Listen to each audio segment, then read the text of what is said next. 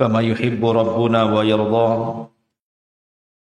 أشهد أن لا إله إلا الله وحده رب لا شريك له، وأشهد أن محمدا عبده ورسوله الذي لا نبي بعده. أما بعد، Ma'asyiral muslimin, jamaah salat subuh yang dimuliakan Allah Subhanahu wa taala. Alhamdulillah, di pagi hari ini setelah melaksanakan kewajiban Allah Subhanahu wa taala salat subuh berjamaah, kita beriman sesaat setelah zikir.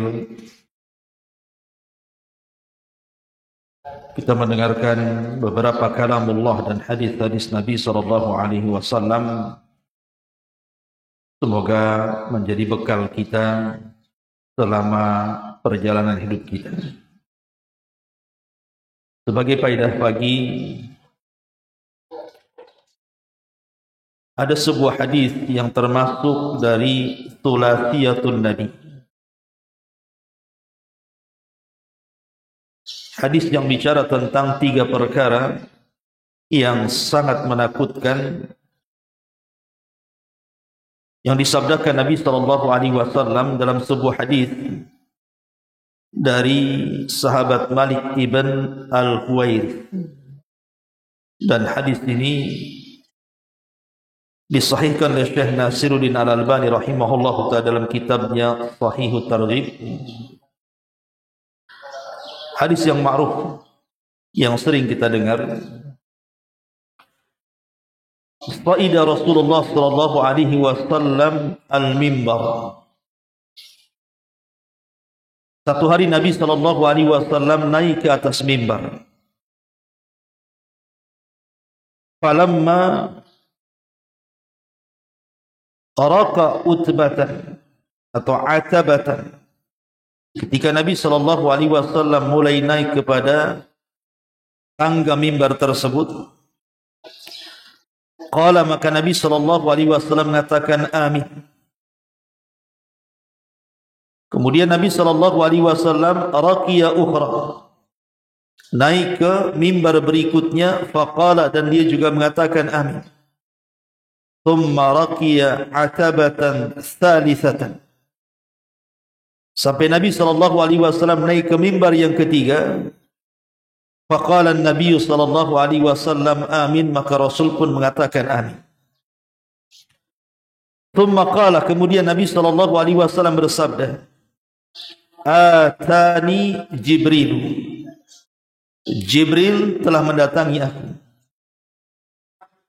Faqala, dan dia mengatakan, ya Muhammad, wahai Muhammad, man adraka Ramadhana falam yughfar lahu fa'ab'adahu Allah. Siapapun yang mendapatkan bulan Ramadhan kemudian dosanya tidak ada satu pun yang diampuni, maka semoga Allah Subhanahu wa taala menjauhkan orang ini. Faqultu, dan aku katakan, kata Rasul, amin.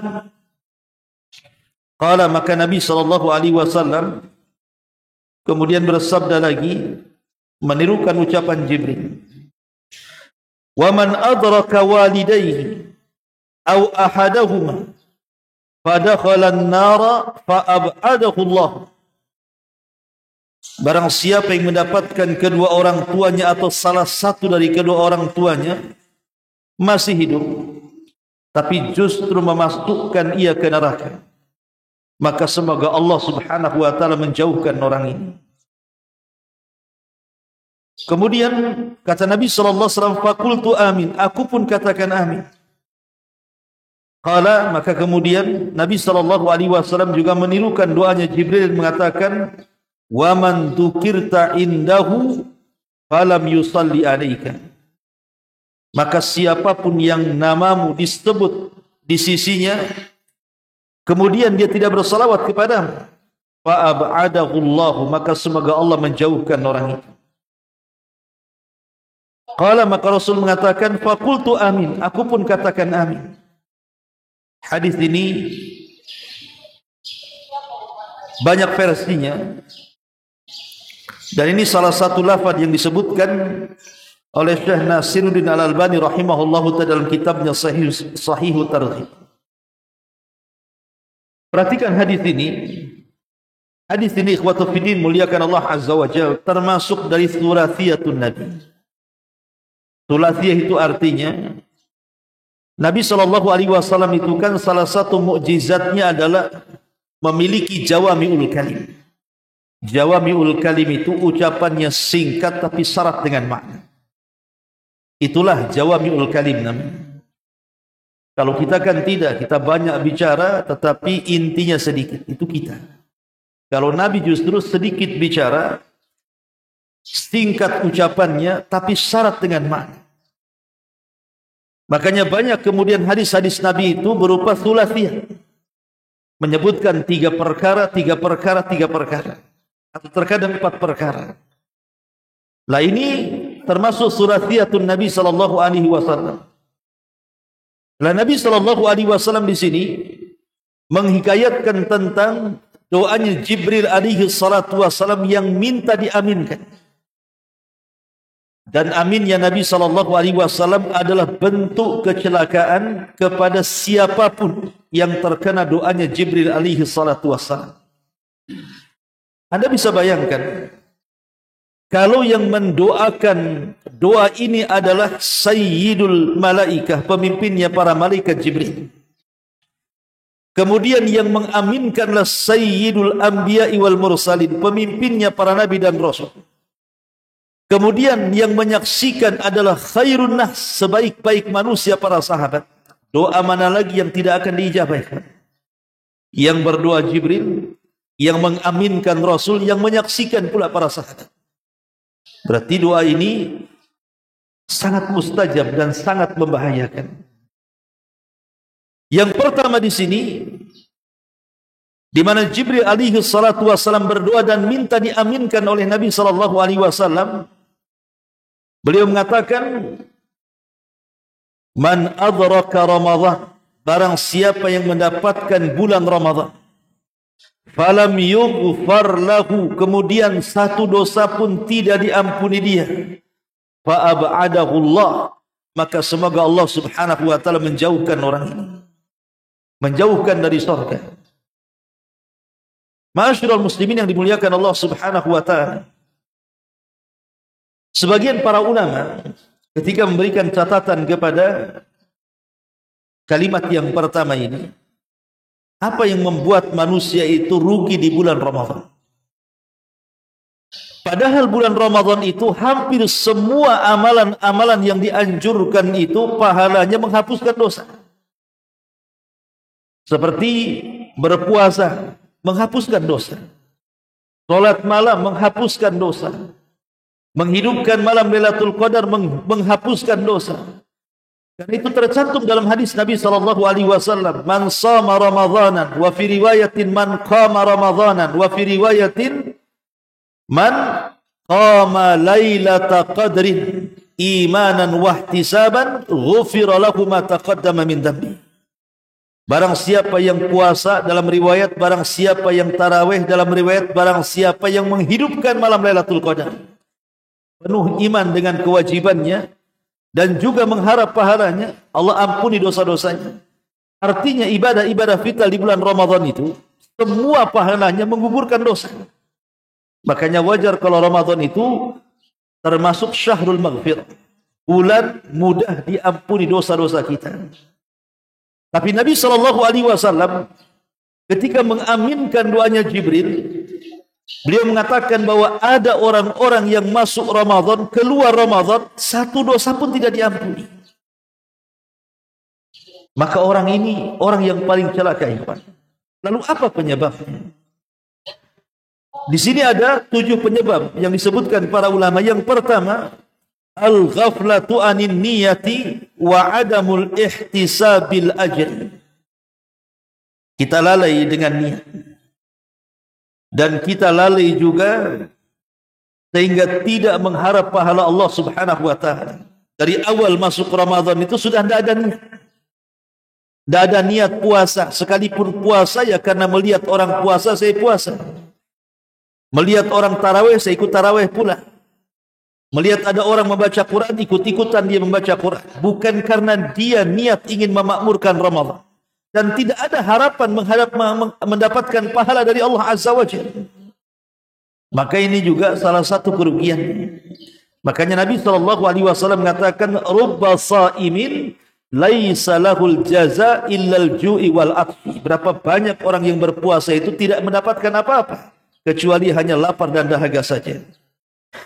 Kemudian yang kedua, ihmalus salawatil khamsi, melalaikan salat 5 waktu. Dia puasa tapi tidak salat. Saya pernah diundang oleh salah satu instansi, acaranya buka bersama di salah satu hotel. Berangkat saya ke sana, ngasih tausiah. Ketika adzan maghrib, saya hitung yang salat bersama saya itu mungkin hanya 10-15 orang saja, padahal yang hadir itu ratusan tuh. Kemudian habis sholat maghrib, karena itu makan. Saya lihat tidak beranjak dari mejanya itu sampai mendekati isya. Nah, ini gimana ceritanya? Semangat buka bersama, tapi tak sholat maghrib. Dan itu apa maksudnya coba? Jangan-jangan dibuka bersama itu tak puasa pula dia. Banyak kayak gitu kan. Nah ini kan Syekh Utsaimin rahimahullahu ta'ala ketika ditanya, bagaimana hukum orang yang berpuasa tapi dia meninggalkan salat wajib? Dia mengatakan percuma puasanya. Karena Nabi SAW mengatakan, faman saluhat salatuhu saluha sairu amalihi. Kalau baik salatnya dianggap baik semua amal termasuk puasanya. Waman fasada salatuhu fasada sairu amalihi. Kalau rusak salatnya dianggap rusak semua ibadah. Jadi buat apa Anda puasa kalau meninggalkan sholat 5 waktu? Maka ini juga kerugian di bulan Ramadan. Kemudian yang ketiga, as-saharu bighairi manfaatin. Banyak bergadang, tapi tidak ada manfaatnya. Kalau antum i'tikaf di masjid, ya ada manfaatnya. Ada yang qiyamul lail, ada yang baca Quran, ada yang berzikir, macam-macam. Tapi banyak di masyarakat itu mereka bergadang di bulan Ramadan, tapi tidak ada ibadah yang dikerjakan sama sekali. Sibuk dengan handphonenya, sibuk dengan aplikasi handphonenya, dengan TV-nya, dengan macam-macam. Maka ini juga salah satu kerugian di bulan Ramadan. Kemudian yang keempat, kasratul akli fi Ramadan. Ini banyak makan di bulan Ramadan. Banyak makan di bulan Ramadan, ini juga membahayakan. Karena biasanya banyak makan itu membuat malas ibadah. Kemudian juga yang kelima, kasratun naum, banyak tidur. Ada orang di bulan Ramadan itu memang dijadikan bulan tidur, ikhwan. Alasannya biar cepat bukanya katanya. Jadi tidur habis subuh, nanti menjelang duhur bangun, salat duhur tidur lagi gitu ya. Kemudian asar bangun, jadi puasanya dari asar ke maghrib saja. Subhanallah. Ya. Ma'asyiral muslimin yang dimuliakan Allah Azza wa Jalla. Kemudian yang keenam, sama'ul ghina. Banyak mendengarkan musik. Ma'asyiral muslimin, musik ini lawan daripada Quran. Orang kalau suka musik pasti benci Quran. Tapi kalau dia suka dengan Al-Quran pasti benci dengan musik. Memang begitu matematikanya. Tidak mungkin kemudian dalam satu waktu dia suka musik dengan suka Quran, mustahil. Harus terkalahkan salah satunya. Orang yang suka musik itu akan sedikit membaca Quran. Tapi orang yang hobi membaca Al-Quran justru sedikit dia mendengar musik. Bahkan sama sekali bahkan diharamkannya musik pada dia. Maka ini juga yang melalaikan. Kemudian juga yang terakhir, at-taswif. Kebanyakan taswif. Taswif itu dari kalimat saufa.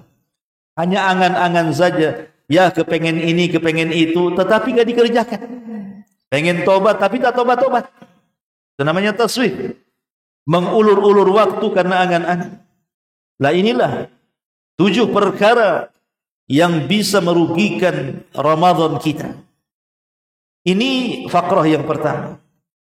Kemudian yang kedua, Nabi SAW mengatakan, man adraka walidayhi, barang siapa yang mendapatkan kedua orang tuanya masih hidup, barang siapa yang mendapatkan kedua orang tuanya masih hidup, harusnya dengan kedua orang tua itu dia masuk ke dalam surga, fadakhalan nar, masuk pula dia ke neraka.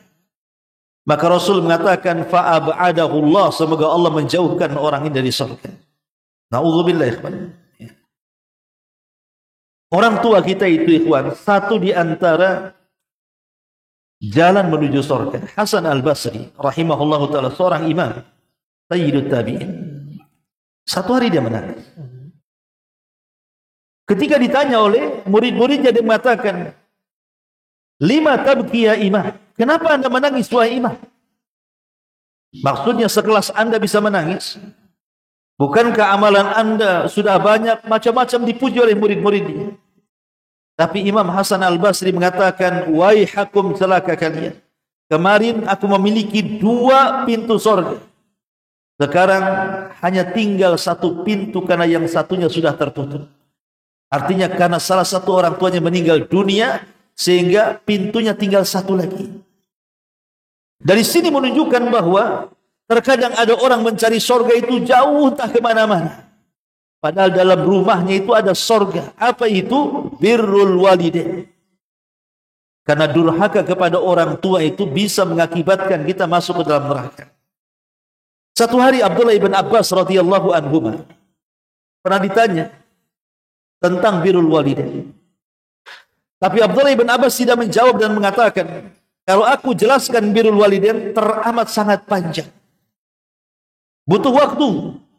Karena pembahasannya luas. Akhirnya sang penanya mengatakan, ya sudah kalau begitu, apa makna uququl walidain? Apa sih makna durhaka kepada orang tua itu? Maka Abdullah ibn Abbas radhiyallahu anhuma kemudian bangkit, kemudian memperagakan sebuah gerakan dengan mengibaskan pakaian dan mengatakan, jikalau dalam pakaian ini terdapat debu kemudian anda kibaskan, kemudian debu itu melayang dan sampai di muka orang tuamu, maka itulah uquq. Itulah durhaka kepada orang tua. Bayangkan kalau hanya perkara sepele saja, Abdullah ibn Abbas radhiyallahu anhu mengatakan ini uquq, macam mana kemudian lebih daripada itu? Yang mengeluarkan kata-kata sehingga menyakiti perasaan orang tuanya. Makanya Al-Hafidh Ibnu Hajar Al-Asqalani rahimahullahu ta'ala ketika memberikan definisi tentang uququl walidain, apa kata beliau?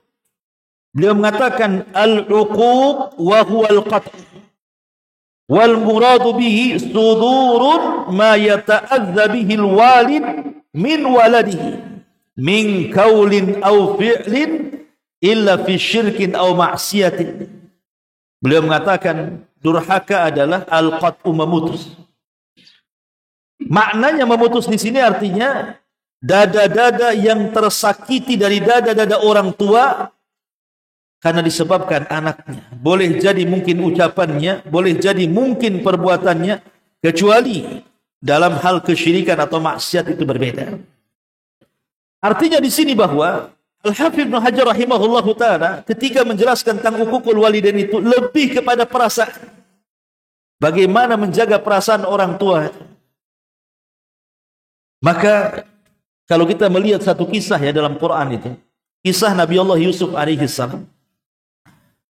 Ketika Nabi Yusuf alaihi salatu wasalam sudah menjadi bendaharawan Mesir, artinya sudah menjadi orang nomor 2 Fir'aun di Mesir itu. Dan ingat, Fir'aunnya di zaman Nabi Yusuf beriman. Tapi Fir'aunnya di zaman Nabi Musa itulah yang dikenal dalam Quran, yang kufur, yang mengaku Tuhan itu. Jadi Nabi Yusuf alaihi salatu wassalam itu memboyong seluruh keluarganya, Yakub dan seluruh saudara-saudaranya. Kemudian setelah berkumpul di Mesir ini, keluarga Nabi Yusuf ini, dijelaskan dalam surah Yusuf juga, orang tuanya itu ingin mendengar bagaimana ceritanya. Kok kamu bisa menjadi orang besar Mesir? Jadi Nabi Yakub ingin dengar ceritanya, macam mana ceritanya itu.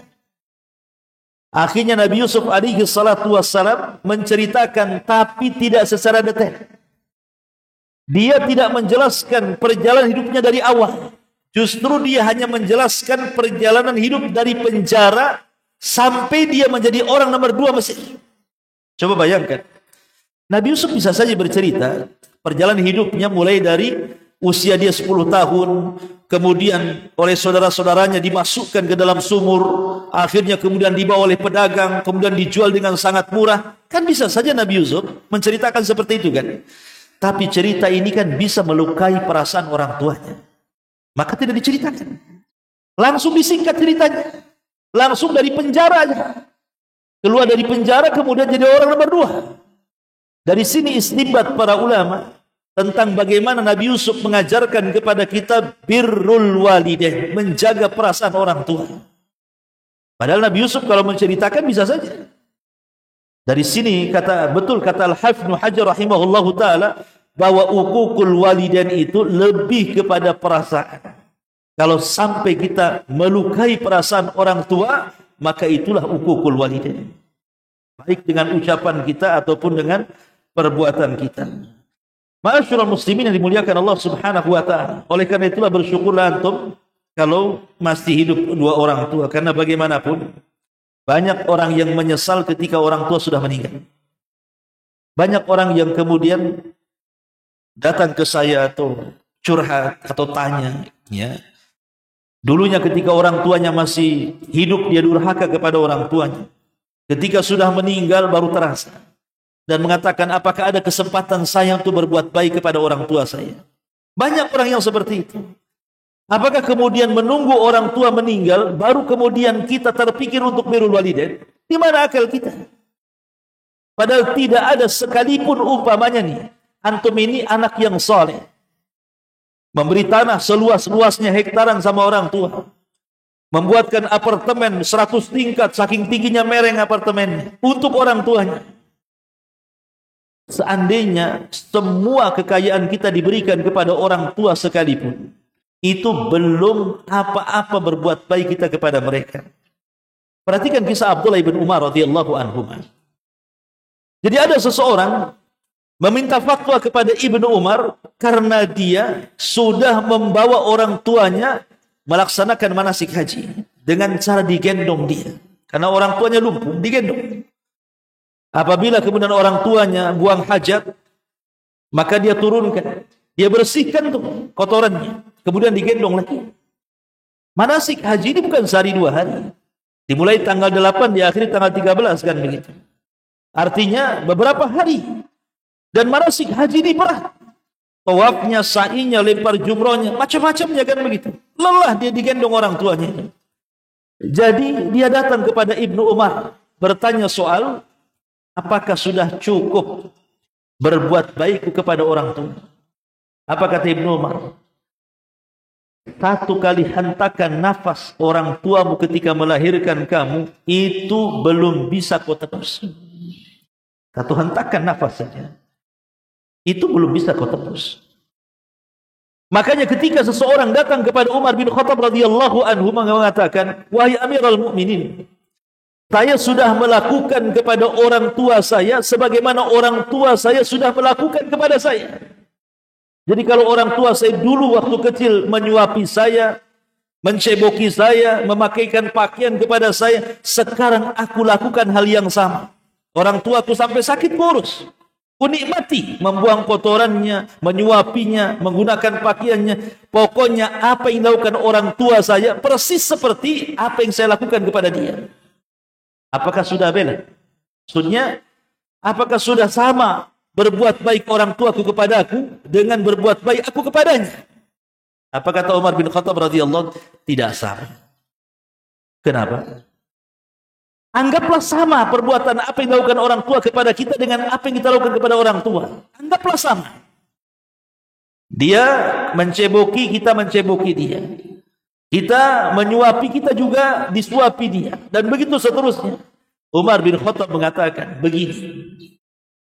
Ketika orang tua merawat kita di waktu bayi, kemudian kita sakit, maka orang tua kalau bisa nyawa dia sebagai tebusannya. Jadi kalau antum ini masih bayi, kemudian sakit, kalau bisa orang tua jadi tebusannya. Kalau bisa kau jangan mati, aku saja yang mati. Tapi kalau engkau merawat orang tua, kata Umar, merawat orang tua, nih kita ini orang tua, kemudian sakit, Tidak ada anak yang mengatakan biar aku mati saja, orang tua yang hidup.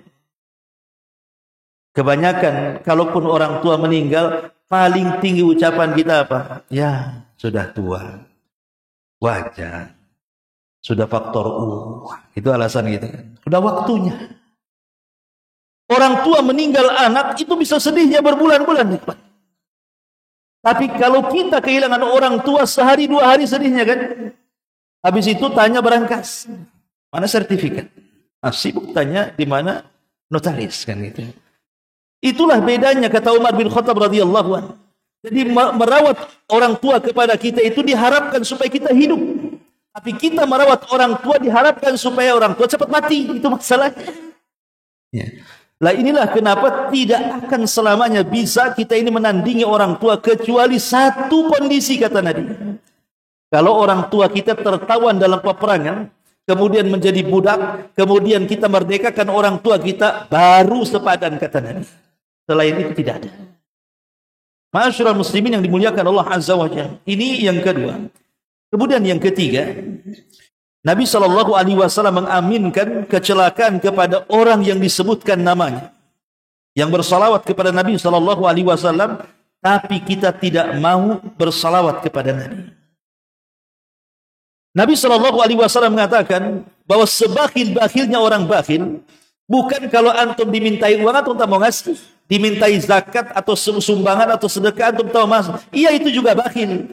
Tetapi sebakhil-bakhilnya orang bakhil kata Rasul adalah orang yang disebut nama Rasul, kita diam pula. Tidak mau menyebutkan nama Nabi SAW. Padahal ini ibadah yang ringan, ikhwan. Tinggal menggerakkan lisan saja. Tapi lihat pahalanya. Nabi SAW mengatakan dalam sebuah hadis. Kata Nabi SAW, Atani Jibril. Satu hari Jibril datang kepada aku. Qala, dia mengatakan, Man shalla alaika sallaitu alaihi. Wa man sallama alaika sallamtu alaihi. Fasajadtu lillahi syukra. Jibril datang kepada kemudian mengatakan, barang siapa yang bersalawat kepadamu wahai Muhammad, aku akan bersalawat kepadanya satu kali. Barang siapa yang mengucapkan salam kepadamu wahai Muhammad, aku pun akan mengucapkan salam kepadanya. Maka saking bahagianya Rasul, apa kata Rasul? Aku pun sujud kepada Allah dalam rangka rasa syukur kita kepada Allah Azza wa Jalla. Sedikit murojaah ikhwan, apa sih makna salam dan makna salawat itu? Kita sering mengucapkan Allahumma salli ala Sayyidina Muhammad atau sallallahu alaihi wasallam. Ada salawat, ada salam. Apa sih makna salawat? Apa sih makna salam? Ya. Makna salawat itu artinya, kalau kita mengatakan Allahumma salli ala Muhammad, artinya kita berdoa kepada Allah Subhanahu wa taala, ya Allah, pujilah nabiku Nabi Muhammad sallallahu alaihi wasallam di hadapan makhlukmu yang ada di langit sana. Pujilah nabiku Nabi Muhammad sallallahu alaihi wasallam di hadapan makhlukmu yang ada di langit sana, di hadapan Jibril, Mikail, Israfil dan seluruh malaikat yang ada di langit sana. Jadi salawat itu meminta kepada Allah agar Allah memuji Nabi kita di hadapan para malaikat-malaikat yang ada di langit. Bayangkan sebagai balasannya, Allah akan memuji kita 10 kali di hadapan makhluk yang ada di langit juga. Jadi kalau kita meminta kepada Allah, ya Allah, pujilah Nabi kami Muhammad di hadapan malaikat yang ada di langit sana, maka Allah akan memuji kita 10 kali lipat di hadapan malaikat yang ada di langit sana. Terkenal ikhwan. Itu makna salawat artinya. Adapun makna salam artinya kita meminta kepada Allah agar Allah menyelamatkan Nabi kita. Kalau di zaman para sahabat Nabi SAW masih hidup dan juga Rasul masih hidup, tentu diselamatkan dari makarnya orang-orang kafir, orang-orang munafik kan gitu. Tapi kan Nabi SAW sudah meninggal. Kemudian kita mendoakan keselamatan. Maksudnya apa keselamatan di sini? Sebagian para ulama mengatakan maksudnya kita mendoakan keselamatan agar jasad Rasul yang sudah dikubur itu tidak disakiti oleh musuh-musuhnya. Karena kan berapa banyak orang-orang yang berupaya untuk menggali terowongan sampai ke kuburan Nabi kan. Dan itu beberapa kali itu terjadi. Tapi digagalkan oleh kerajaan Saudi. Hampir saja, bahkan ada satu terowongan itu sudah dekat lagi dengan kuburan Nabi SAW. Tapi kemudian Allah selamatkan. Makanya banyak digagalkan. Alhamdulillah, jasad Nabi kita Muhammad SAW masih diselamatkan dan tidak dicuri oleh musuh-musuhnya. Itulah makna salam artinya. Baik di dunia ataupun di akhirat. Dan keduanya adalah bentuk adab dan akhlak kita kepada Nabi SAW. Maka tanda cinta kita kepada Nabi SAW adalah dengan memperbanyak menyebut namanya. Kita juga sama kan, kalau antum cinta seseorang, dia akan banyak menyebutnya kan. Man ahabba syai'an aktsara dzikra. Barang siapa yang mencintai sesuatu, pasti sesuatu itu akan banyak disebut-sebut kan. Akan terbayang-bayang. Seperti kisahnya siapa? Laila Majnun. Ma'ruf ya kisah Laila Majnun itu. Ada orang namanya Laila. Laila ini wanita. Majnun ini laki-laki. Jadi kalau di malam hari si Majnun ini senang. Kenapa? Karena nama pujaannya itu ada di malam hari. Tapi kalau di siang hari tidak suka. Kenapa? Karena siang dalam bahasa Arab bukan lail, nahar. Kalau malam bahasa Arabnya lail. Jadi dia suka di malam hari karena nama pujaannya ada di malam hari. Satu hari, karena kan cintanya terputus tuh dalam kisah Laila Majnun juga. Nggak direstui orang tuanya. Dia pergi ke hutan. Berbululah dia. Ketika ada menjangan, dipanah sama dia kena kakinya. Kemudian menjangan itu roboh. Diambilnya pisau hampir digorok. Ketika lihat mata menjangan itu, kok matanya sama dengan Laila, tak jadi digorok. Nah, itu disebut Majnun. Cintanya Majnun. Gara-gara tengok kok mata menjangan sama dengan mata Laila, dilepas menjangannya itu. Itulah Majnun. Majnun itu artinya gila. Tapi dari sini kita tahu bahwa orang kalau cinta pasti akan banyak menyebutkan. Ketika kita cinta kepada Nabi SAW, maka sebagai tandanya adalah dengan cara banyak bersalawat kepada Nabi SAW. Wallahu a'lam bishawab. Subhanaka wa bihamdika asyhadu an la ilaha illa anta astaghfiruka wa atubu ilaik. Allahu ta'ala alam. Assalamualaikum warahmatullahi wabarakatuh.